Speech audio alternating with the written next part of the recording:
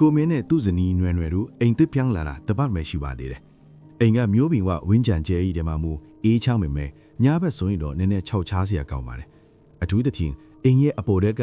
ဧခန်းဟောင်းလို့ခေါ်တဲ့အခန်းထဲမှာကြံခဲ့တဲ့ပရိဘောကဟောင်းတွေကပိုပြီးထူးဆန်းနေပါတယ်။အဲ့ဒီအခန်းထဲမှာရှီဟောင်းမှန်တင်ကုန်ကြီးကျထူးရှိတယ်။မှန်သားကကြည်မနီပဲဝေဝါးနေပြီးဘောင်းတွေကတော့ကျွန်းသားအမဲရောင်နဲ့အနုစိတ်ထွန်းထူထားတာပါ။နွေနွယ်ကအဲ့ဒီမှန်တင်ကုန်ကိုသဘောကျလို့သူမရဲ့အိတ်ခမ်းတဲ့ဘရောင်းရွှေခြင်းပဲမဲ့ကိုမင်းကတော့မြင်ရတာစိတ်ထဲတမျိုးဖြစ်နေတာကြောင့်မရွှေ့မှုတားထားခဲ့ပါတယ်။ကိုမင်းအလုပ်ကိစ္စနဲ့နေဘက်ခကြသွားနေရတဲ့ညမှာနွေနွယ်တယောက်တည်းအိမ်မှာကြံခဲ့ပါတယ်။မိုးကလည်းတဖွဲဖွဲယူရနေတာကြောင့်ပတ်ဝန်းကျင်ကပိုပြီးတိတ်ဆိတ်နေလေ။ည7 နာရီကျော်လောက်မှာနွေနွယ်အိပ်ပျော်ကနီးမှာအပေါ်ထက်က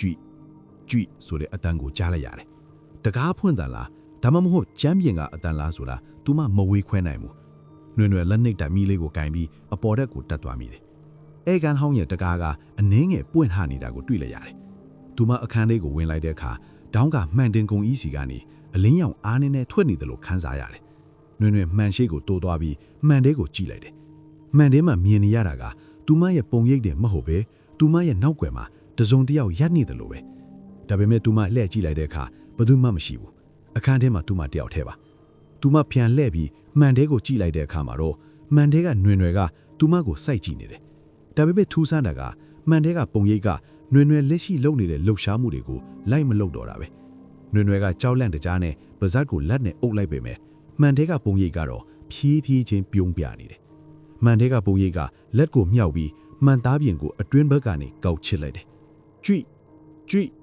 ခုနကသူမကြားခဲ့တဲ့အတန်ပါပဲ။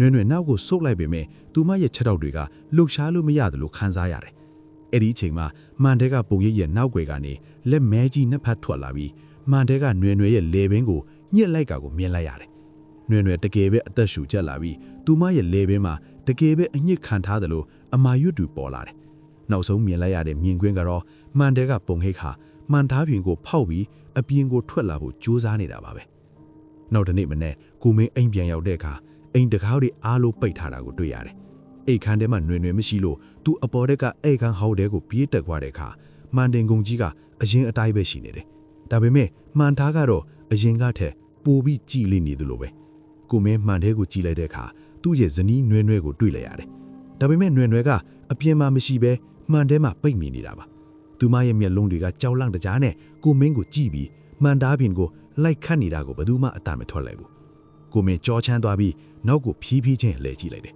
။သူအနောက်မှာရပ်နေတဲ့နွယ်နွယ်အတူကတော့အေးဆက်တဲ့အပြုံးတစ်ခုနဲ့ကော်ဖီခွက်ကိုကမ်းပေးနေတယ်။ကိုမင်းဘာတွေကြည့်နေတာလဲ။ကော်ဖီတောက်လိုက်အောင်မလေး။သူမကပြောလိုက်တယ်။သူမရဲ့အတန်ကနွယ်နွယ်ရဲ့အတန်နဲ့ထပ်တူကျနေပြီမဲ့လေယူသေးကတော့စက်ရုပ်တရုပ်လိုတိတ်ငိမ်လောနေ။ကိုမင်းရဲ့လက်တွေတုံရက်လာပြီးသူမမှာအရေးမရှိတာကိုသတိထားလိုက်မိတဲ့အခါသွေးတွေခဲသွားတယ်လို့ခံစားလိုက်ရတယ်။ကိုမင်းကနောက်ကိုဆုပ်ရင်းမှန်တင်ကုန်ပေါ်ကရှီဟောင်းစံထိုးတစ်ချောင်းကိုတွေးလိုက်တယ်။စံထိုးရဲ့ထိတ်မှာတွေးဆက်လို့အနီရောင်ကြောက်လုံးတစ်လုံးပါရှိတယ်။နွေနွယ်အတူရဲ့အပြုံးကရုတ်တရက်ပျောက်ကွယ်သွားပြီးအဲ့ဒါကိုမကင်နဲ့လို့စူးစူးဝါးဝါအော်လိုက်ရင်ကိုမင်းစီကိုတရှိန်တိုးပြေးဝင်လာတယ်။ကိုမင်းကကြောက်လန့်တကြားနဲ့စံထိုးကိုဆွဲယူပြီးမှန်သားပြင်ကိုအားကုန်လွှဲလိုက်တယ်။ခွန်းဆိုတဲ့အသားနဲ့အတူမှန်သားပြင်တစ်ခုလုံးအပိုင်းပိုင်းအဆအဆကွဲ့အပ်သွားတယ်။ပြီးတော့နွေနွယ်အတူရဲ့ခန္ဓာကိုယ်ကလည်းလေထဲမှာဖုံးမုံတွေလိုပျော်ဝင်သွားတော့ပါတယ်။အခန်းထဲမှာတိတ်ဆိတ်သွားပြီးကွဲ့အပ်နေတဲ့မှန်အပိုင်းစတီကြားထဲကနေ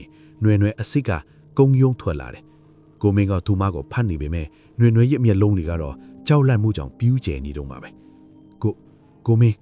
နွေနွယ်ကတုံရင်းရင်းနဲ့ပြောလိုက်တယ်။မှန်ကအဲ့ဒီတခုတည်းမဟုတ်ဘူးကိုမင်း။အိမ်အောက်ခန်းမှာလည်းရီချိုးခန်းထဲမှာအဲ့ဒီလိုမှန်တင်ကုန်ကြီးတခုရှိသေးတယ်ကိုမင်း။အဲ့ဒီအချိန်မှာပဲအိမ်အောက်ခန်းကနေကြွိဆိုတဲ့မှန်ကောက်ချစ်အထံကိုသူတို့နှစ်ယောက်စလုံးထပ်မှကြားလိုက်ရတော့ပါတယ်